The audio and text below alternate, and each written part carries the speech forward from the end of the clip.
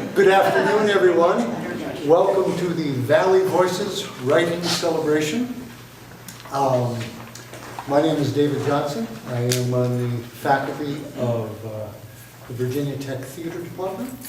I am replacing here, although it's pretty much impossible to do, my former colleague who worked so arduously with this organization.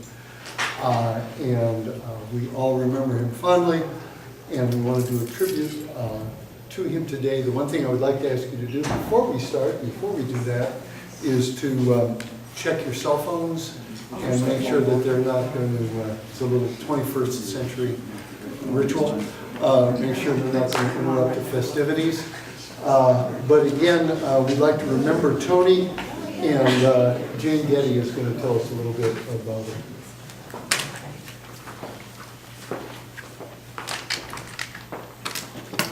There are so many good ideas that never see the light of day because they can't be done alone. You need collaboration, you need cooperation in order to realize a good idea. And this was the case with Valley Voices. You'll notice, because it's also in your program, that we have two missions. One of them is to really support and encourage and challenge good writers in our community and find a forum, find a space where they can share their work. But the second mission was a really difficult one because we wanted to build audiences for the literary arts. And that's not easy because many a good writer is not necessarily a good performer. And these are two different skill sets and talents. And so we realized that in order to get people to come to literary readings, we had to attend to the performance aspect. And I don't know that any other group has done this in terms of literary readings usually don't attend to that. So that was our novel idea, but it could never have happened if Tony hadn't recognized it as a good idea. And I was really nervous when I took him to coffee and kind of proposed the idea and was just hoping he might give me some suggestions of where we could go to get coaching help. And he listened a little bit and sipped his coffee and said, "I'll do it." And I just, those words, "I'll do it," and man, he did. He did more than just coach us. I mean, I used to work with kids in the schools, and I learned so much from Tony when one time I was presenting and was coached by Tony Disler. He was wonderful. He would arrange coaching schedules around the writers' schedules. He was part of the steering committee. He was really, I don't know how we could have arrived at days like this without the help of Tony Disler. And I had the great pleasure and honor of getting reacquainted with someone I had known way back in the late 60s because he was my brother-in-law then. But I got to know this wonderful man who did so much for this community and so much to support the arts because it was his passion and he was a good man. And I also want to thank David Johnson for agreeing to fill in for Tony. And we, as I said, we couldn't do this if we didn't have the support and help from wonderful people. And I could list a whole bunch of volunteers, the theater department, the creative writing department at Virginia Tech, Richard Goff, Richard Allnut, and all of you who bring nibbles every time and help do the legwork. So Thank you all very much, and in honor of Tony, let's keep this going. Thank you.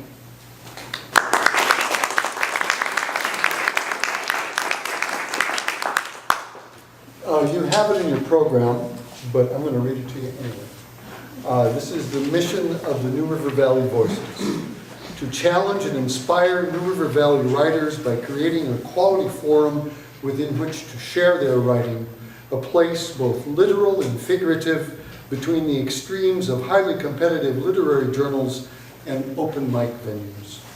To build audiences for the literary arts in our community by refining writers' performance of their written works, providing entertaining programs for the public, networking and collaborating with writers and supporters of literary art in our community. Valley Voices sponsors biannual juried writing contests to select quality stories, essays, and poems for presentation before live audiences each fall and spring. And if you want to learn more, it shows you where to do that. All right, with no further ado, let us get underway. Our first presenter is Bob Brooks. And he says that he's a 30-year survivor of the retail industry. He's had a lifelong interest in reading and writing. His job took him to a different store every week. Mornings before work, he walked in the mall or around the shopping centers to recover from being herded into an airplane.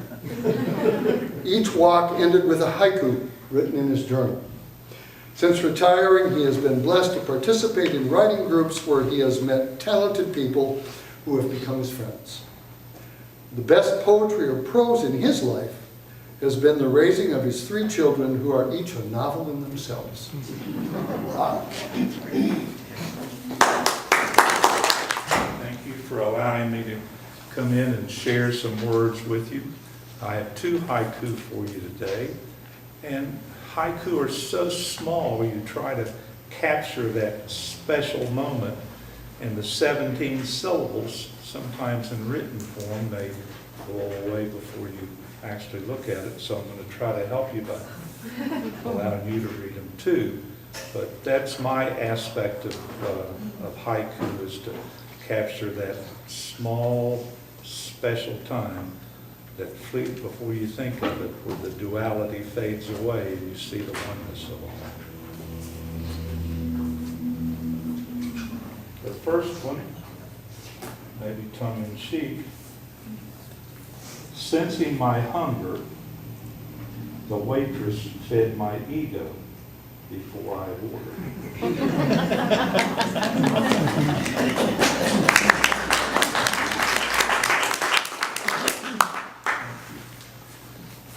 And this is a relatively new one. Front porch melody. Breezes serenade the trees, swaying to morning song. Thank you for listening.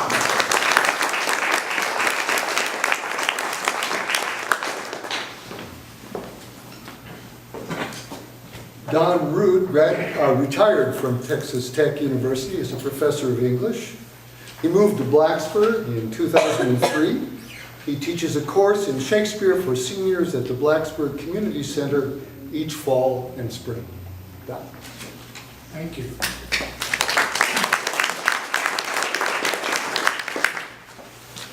The poem I'm reading today is called Desertion. That night, the morning's dregs still sat in coffee cups.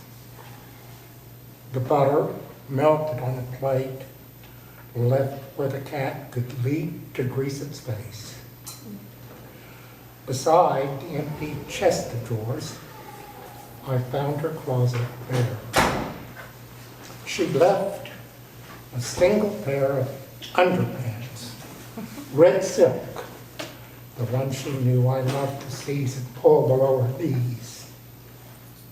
She'd folded these as new upon the bed and went away. I never found a note.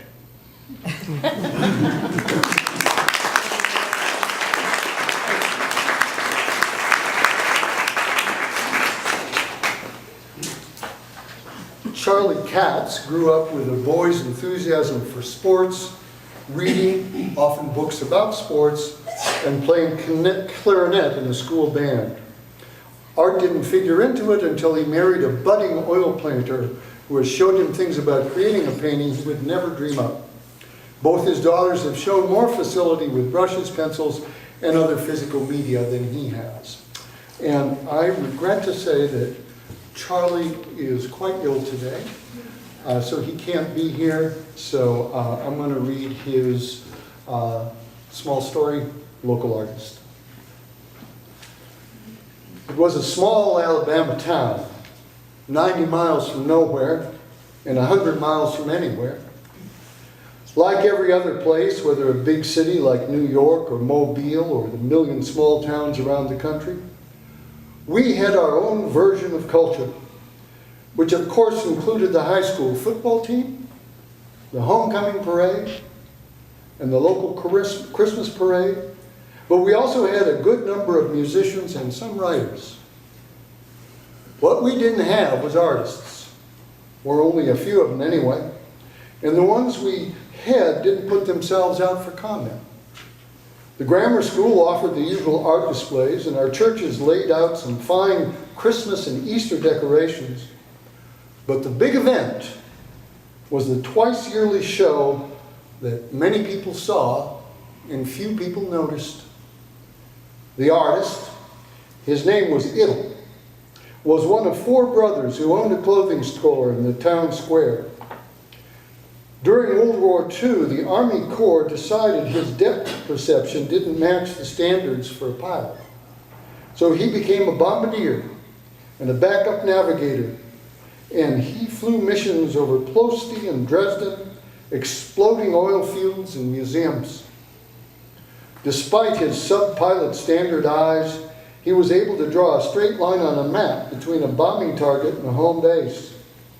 But whatever reason, he saw things with a different slant than the rest of us. Ittle was good with color. He taught himself to dye shoes, starting with a pair of low heels dyed celadon to match a prom dress. He mixed the dye and tested it until the color came right, then applied it, even and sure. He cut large shipping boxes into play horses for his children and nephews.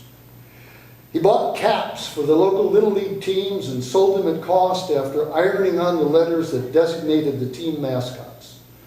No charge for letters or labor. But mostly, he painted figures with solid, graceful lines. Every year the store held 2 sales, autumn and spring, to clear out inventory from the summer or winter season just past. These were true sales. There were no come-ons or bogus bargains. Signs atop the counters throughout the store highlighted the sale items, and Ittle hand-lettered every one of those signs. With a Boy Scout knife, he honed and used and honed until half the blade disappeared. He cut poster board to the size of the chrome-plated metal stands the store had used for 30 years. The store had a warehouse behind the sales floor where Ittle sat at a workbench and blocked hats, cut down large corrugated cardboard boxes for mailing small items, stretched shoes that were worn but still too tight, even if the shoes were a brand the store would never carry, and made his creations with artist brushes in 2 colors. Long sleeve sports shirts, 25% off. Cotton nightgowns, $10 to $15. His hand was steady and his eye precise. The brush strokes left gentle, irregular scallops at the end of the letters, the bottom of an F or the tail of an S. Each figure stood erect, with a slight forward tilt and subtle curve as if captured in mid-glide, the elegance of Japanese glyphs applied to southern dry goods. The paintings stood atop their counters in the shoe department, menswear, womenswear, piece goods, and millinery, all at eye level and almost invisible, except for the information they convey. The shows stayed up for a month, were taken down, and all the pieces dropped in the trash bin out back. Their time came and went. Now they live only in the eyes of a few of us who noticed, An orange rectangle with black and white figures for the fall sale of summer merchandise. Converse All-Stars, $10.95. Blouses, $5.77.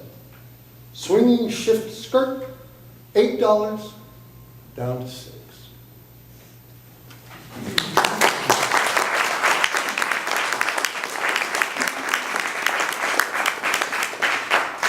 Chelsea Adams retired from Radford University, where she taught creative writing. She now has more time to devote to her own poems and stories. Chelsea?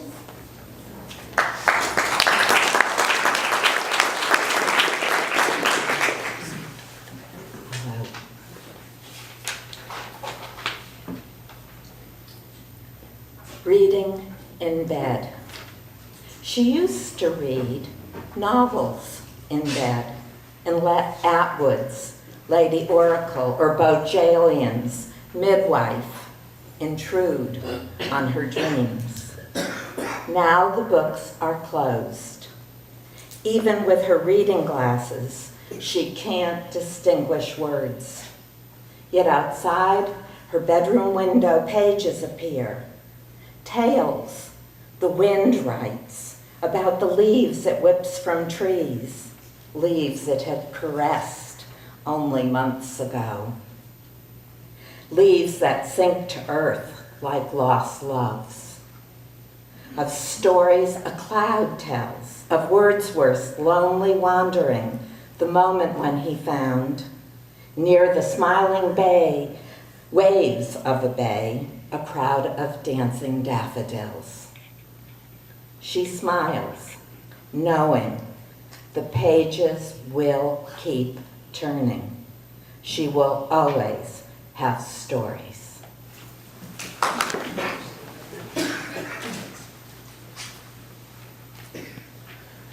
For 4 years, Diana Mazur has been honing her writing skills by participating in a semi-monthly writing workshop in the New River Valley.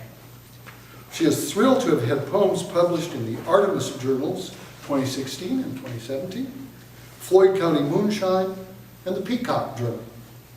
She is a retired public school art teacher who spent many years helping young children create masterpieces. Now she is committed to writing, gardening, and cooking good food.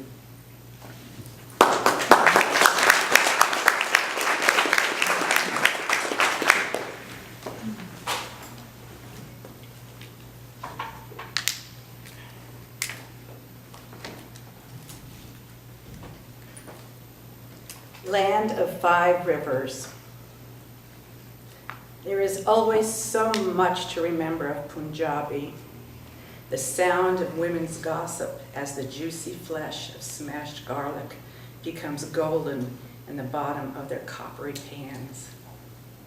The sight of the bellies of old men rising and falling, the young plumping their alpha feathers until they are fuller than the other men's. To see my people is to remember Radan, my village where fields of maize and wild foxtail grew right up to its edge, the gaggle of children's sun-up to down play. Here I saw shadows of fanning sugarcane. I watched the black seeds of dal cupped in the palm of my mother's hand, the marble of her dark eyes as she waited for moist bones of ginger to toast in a pool of buttery myrrh. How far my country's waters flowed from the foothills to feed leopards wading in tall grass. How deeply my family inhaled the trace of trade winds drifting south on their perfume of cardamom and clove.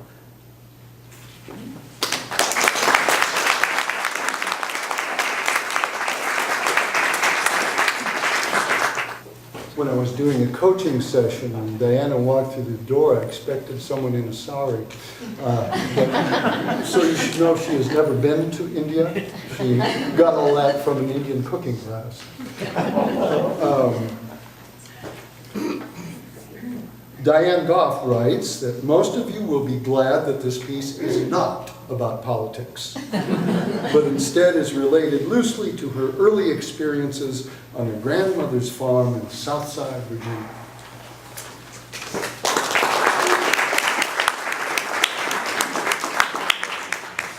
The reason you'll be glad is because the name of the piece is Senator. It's not about politics. Mama always said I could gentle things, wild things, nervous things, scared things. We had a sow that ate her piglets, and I knew it was just because she was scared of the sound of our mule wagon rolling down the rutted road beside the pig lot just minutes after her piglets were born. She grew more nervous after that and would try to attack Daddy when he came in with a pail of slops. But I could ease myself into the lot and scratch her back with a corn cob till she quieted, and she never bothered me. 2 summers ago, when I was only a girl of 10, I tamed a baby flying squirrel that I found with a broken leg under one of our big oak trees in the grove. I kept him in a shoebox with an old towel, fed him warm milk out of an eyedropper, and gave him bits of fruit and seeds.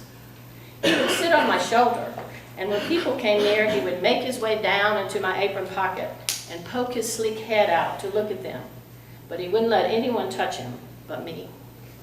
When his leg healed, Mama made me put him back in the grove one evening, just as the sun went down.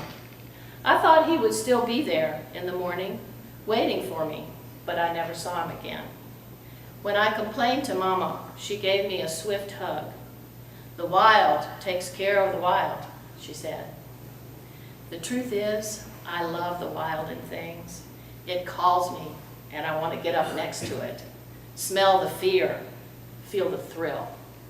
I think that's what I loved about Senator, the black stallion stud that Daddy thought was going to be our way out of debt. It took 4 men to unload Senator from the truck. He was rearing and charging, lifted little Jimmy Deal clear off the ground. His hooves so black they looked dipped in ink, his mane and tail snapping in the air. The scent of wild came off him like smoke. The next day I woke up to hear him crashing around in his stall, the sound coming muffled in through the open window. I slid out from beside my 8-year-old sister, who was never an early riser. Light was staining the eastern sky, but the sun wasn't yet up.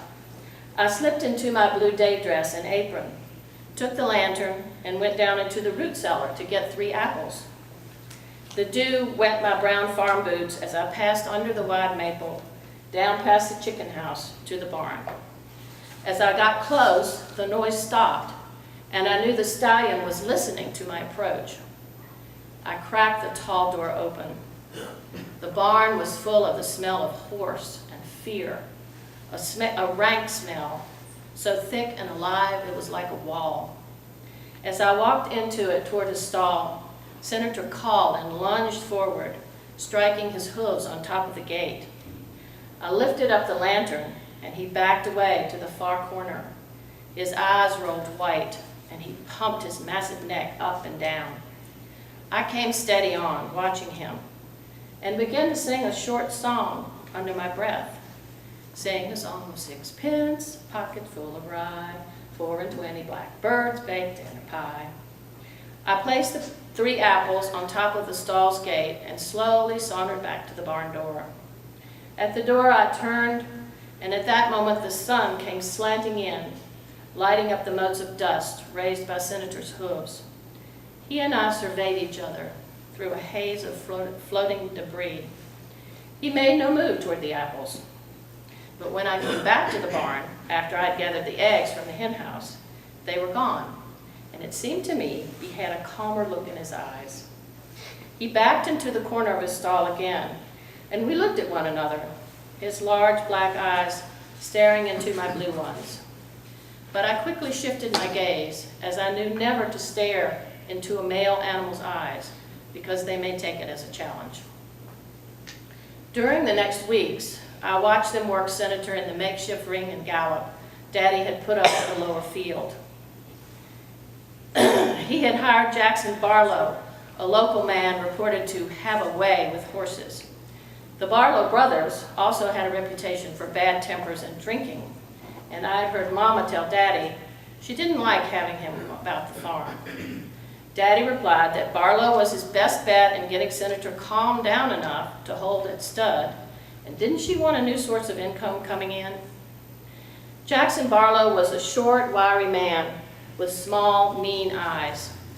His way with horses seemed harsh to me. Every day he worked the horse until Senator was ragged.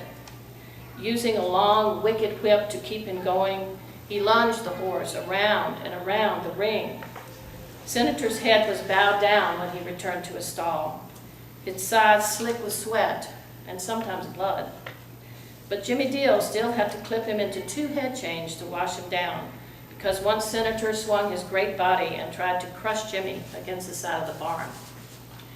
I kept my early morning trips to his stall. I kept singing the Blackbird song, and the apples kept disappearing. The middle of the 2nd week, I started to stay to see if Senator would let me watch him claim his early morning treats. The first time, still singing, I stopped and leaned in the barn door in the half-light, occasionally flickering my gaze toward the horse. He blew out his nostrils at me and pumped his head. Then very slowly he came forward, and with the most delicate of gestures, swung up his large head, puckered the wide lips, and plucked the apples one by one to crunch and swallow. Each morning after that, I moved a little closer. The 5th morning, I left my hand beside the apples on top of the gate. Senator snorted and pawed the air, but then quickly sucked up the treats and retreated to the back of his stall, his eyes never leaving me. I left my hand on the stall for 3 more days, and the 4th day, I balanced one of the apples on my palm on top of the gate. "Sing a song of 6pence, I began, barely above a whisper. I kept singing as the horse paced in the back of his stall, rolling his eyes in my direction, giving little hops when he turned. After I finished the song, I turned and left, taking all the apples with me, not looking back. The next morning, I set them out again, with the 3rd one in my palm. Senator watched. He shook his head so hard, strings of mucus flew from his lips. He turned and made a small rearing motion, his sharp front hooves rising about 2 feet from the barn floor. Then he slowly approached. My body tensed. Part of me wanted to snatch my hand away, worried he would bite or nip to get his treat. But the other part of me felt that thrill to be so connected to something so big, so live, so wild. I kept singing and closed my eyes. I laid my palm as flat as I could against the top of the gate without dropping the apple. After a moment, I heard the dull thud of his hooves moving closer. The deep, tangy smell of horse enveloped me. Then the sound of his breath and the warm stream of it on my fingers. And finally, the soft, prickly-haired muzzle and the muscular lips working to capture the apple with no harm to my hand. The apple gone, I opened my eyes. The stallion stayed there, his head next to mine. He crunched his treat, and I slowly pulled back my arm. Again, we regarded each other. I did not move away, and he did not retreat. Did something pass between us at that moment? I like to believe it did. I believe he began to see me as someone he could trust, someone on his side, someone he could look at eyeball to eyeball, without challenge. When I entered the barn the next morning, Senator thrust his large head over the gate and whickered as though he were calling in his treats. From then on, he ate directly from my palm. I added carrots to the apples and began to steal the square, grainy lumps of sugar from the blue bowl on the table.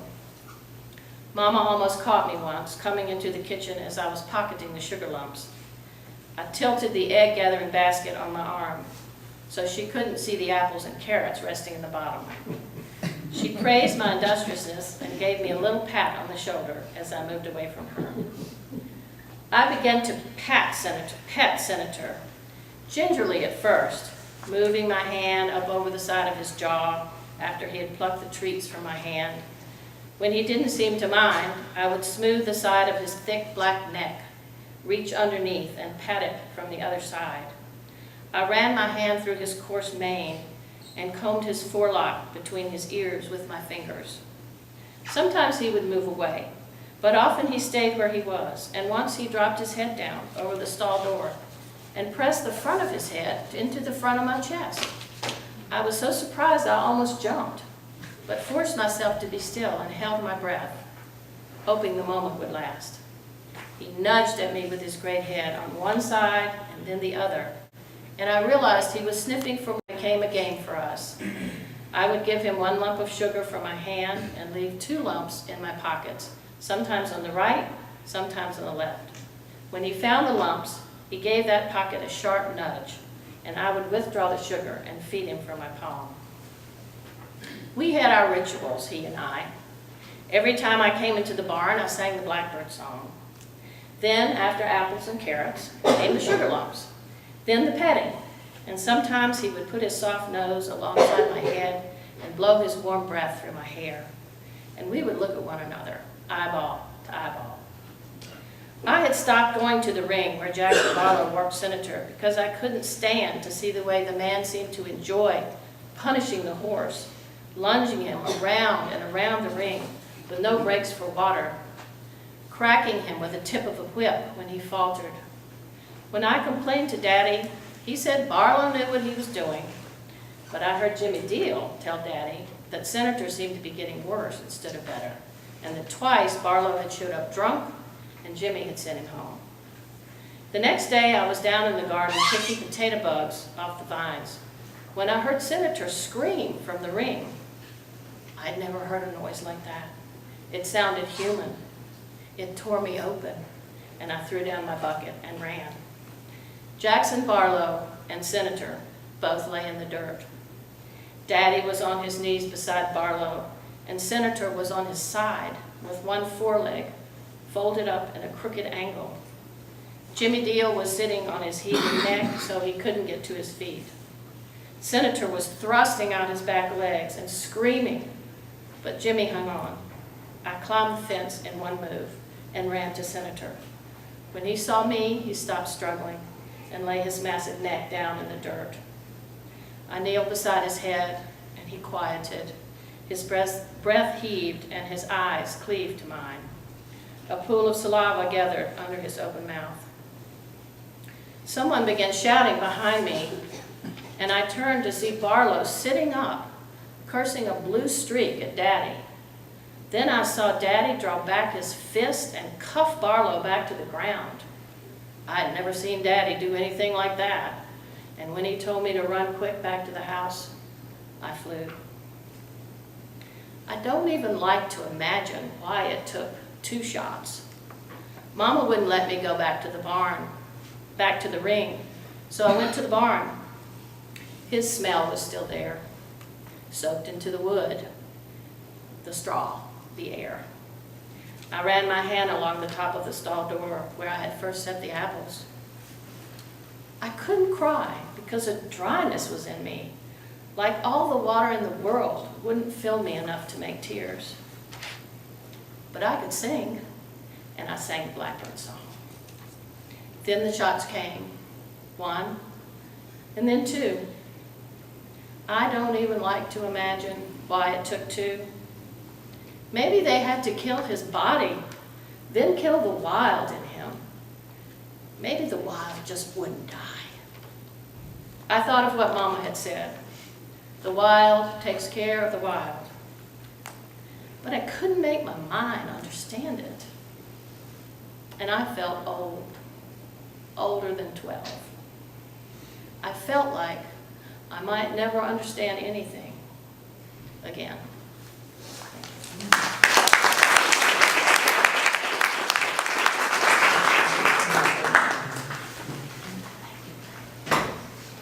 Right.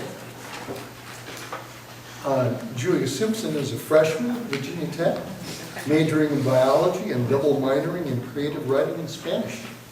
In addition to writing, she also enjoys reading crime novels, watching Marvel movies, practicing martial arts, playing guitar, and listening to the Lumineers.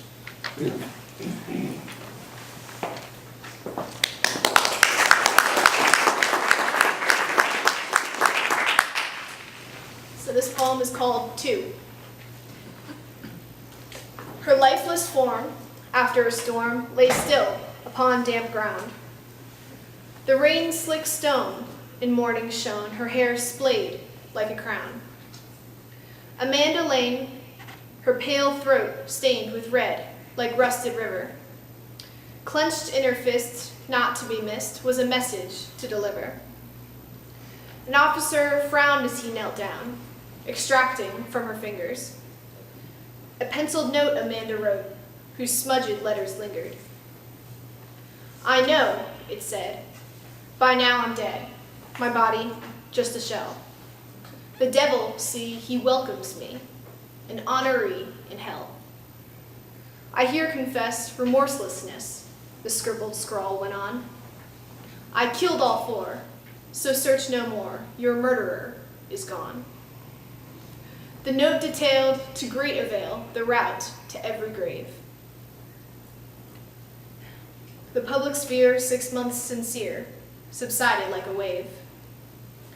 Amanda's word thus so conferred, her letter then asserted, this throne I occupied alone, and now it stands deserted. The question still, so posed her quill, is who then stopped my heart? This monarch died from homicide, her letter did impart. I killed the girl who was his world, I'll tell you neither name, for I deserved what I was served, revenge, a worthy game. Her coffin cold, her story told, the search for truth concluded. With monster caught, they never thought that they had been deluded.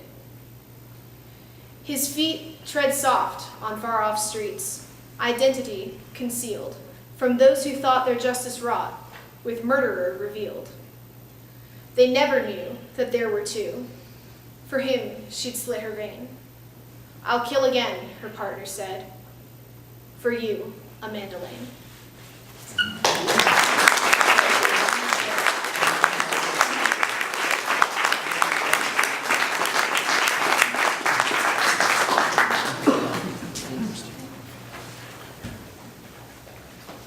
Matt Dillon is the favored poet of the B Line Metro train and of looking up from the last page of a subterranean thought. He is the recipient of numerous backwards glances from dog walkers who give a brief pause, but, thinking better of it, decide to continue on to where they were going.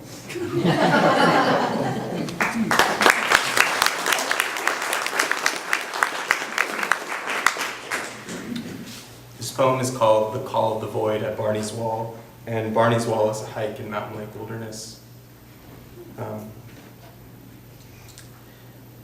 In every room a sudden vacating, a spilling of coffee, quilted covers, and call to part with familiar things, long-held, essential things, will bring a man to fall in the mercy of wind and the vacuum powers.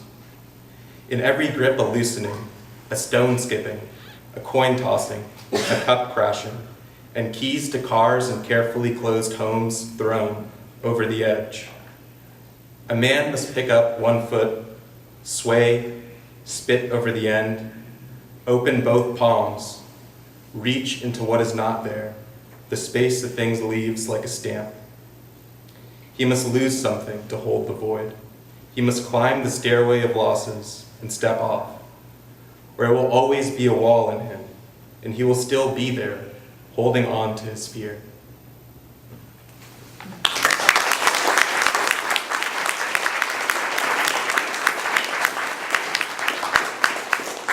Thanks for being here on this miserable day. And thanks to Don Johnson David, for his help.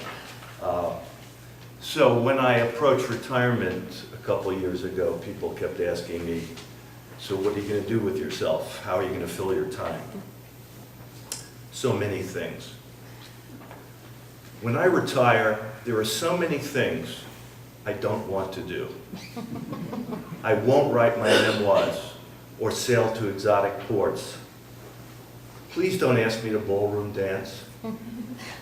I shall not skydive, climb a mountain, or run a marathon. You won't catch me checking your name at the polls or welcoming you to Walmart. I won't be that old guy who bags your groceries or delivers the newspaper at 5 a.m. I don't want to fill my time. I want to empty it. Gliding my bike along the riverway, taking in the so many things I missed in my haste.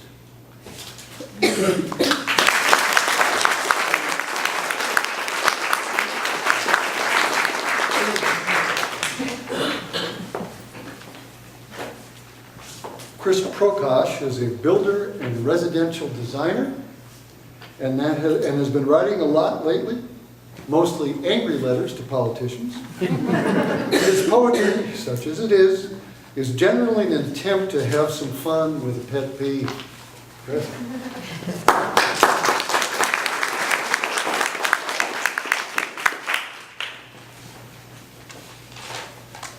Noisemakers. We are the noisy ones, the finger whistlers, the Harley gang, the loudmouth on the cell phone at the next table. Other animals croak or sing, even roar, sure. We honk horns, rev it up, burn rubber. We are the Marshall stack, the guitar riff, the cymbal crash, drum solo. We will rock you.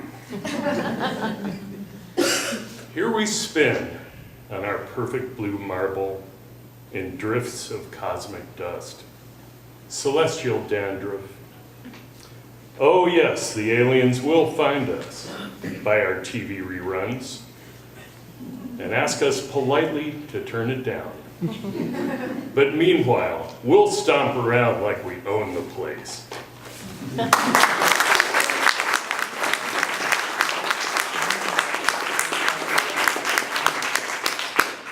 So that concludes our readings. How about we have a little theatrical tradition here, and all of you readers stand up and take a bow, and we'll applaud you. We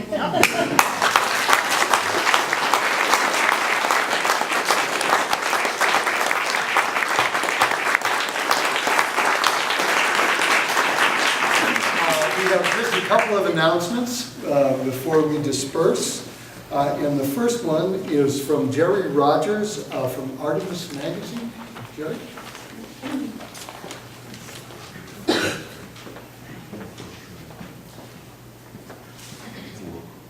Thank you, David.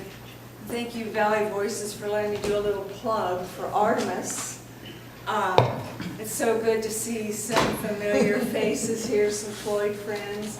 Life is a really strange thing, and it's a wonderful thing, but 40 years ago, I was determined to do my art and my photography, and I was offered a job by TAP to open up a women's counseling center. And I turned them down because I totally believed in it, but I thought I needed to save myself and not the world. I'd already tried a lot of that.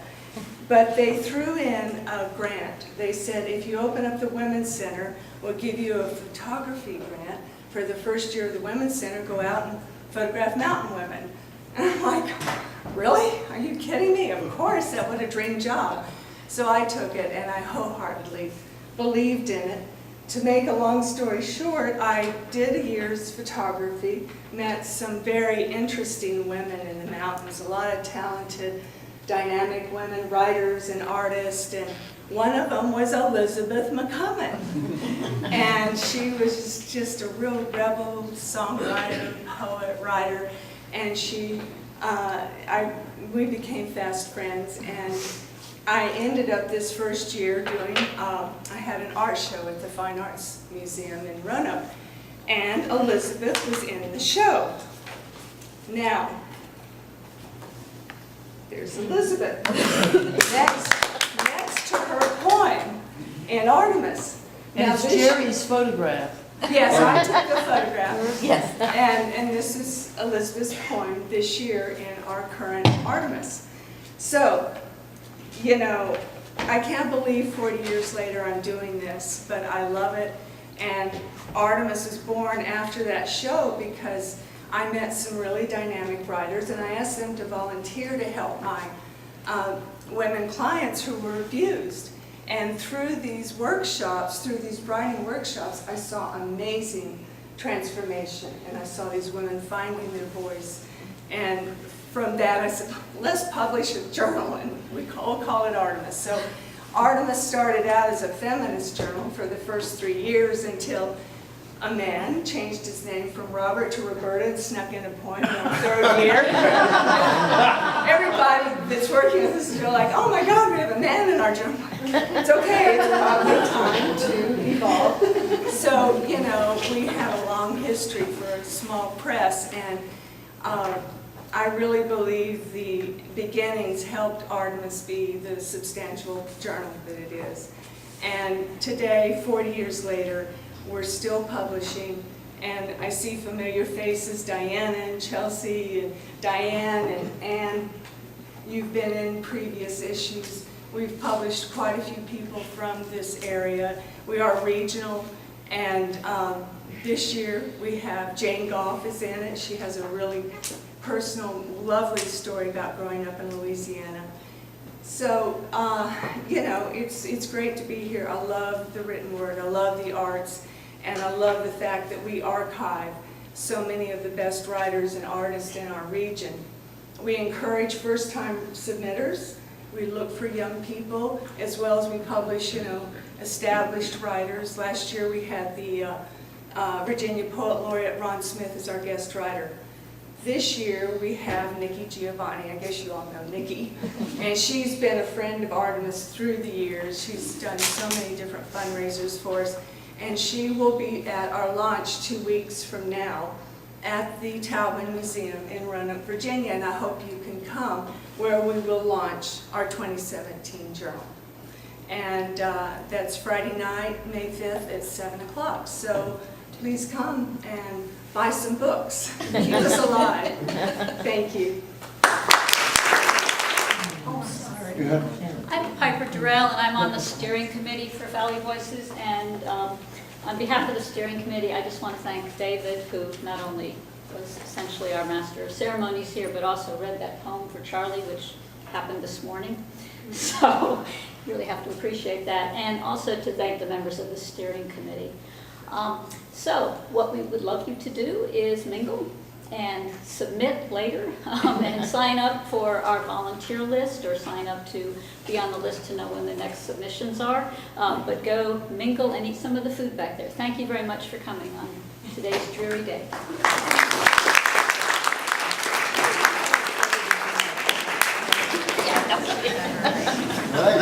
Right.